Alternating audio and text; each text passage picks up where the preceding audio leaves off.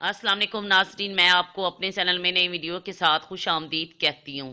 Please हमारे channel को subscribe करें, हमारी वीडियोस को लाइक करें और बेल आइकन को दबाएं ताकि आप हमारी हर नई आने वाली वीडियो सबसे पहले देख सकें।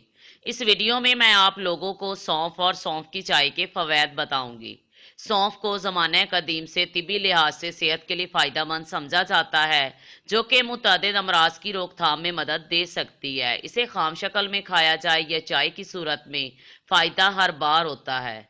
सौंफ में मौजूद ऑयल को अद्वियात में भी इस्तेमाल किया जाता है, मगर क्या आपने कभी सौंफ की चाय पी है?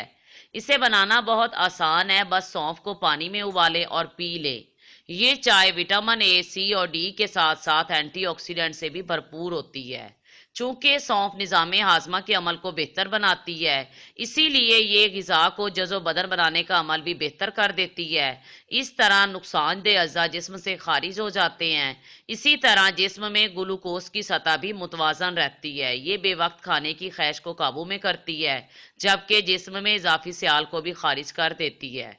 जिगर सेहतमंद हो तो कोलेस्ट्रॉल के टुकड़े ज़्यादा बेहतर तरीके से होते हैं। सौंफ इन ग़िज़ाओं में से एक है जो जिगर के अफ़ाल को मुनासिब तरीके से काम करने में मदद देती है, जबकि दिल की धड़कन बेहतर होती है।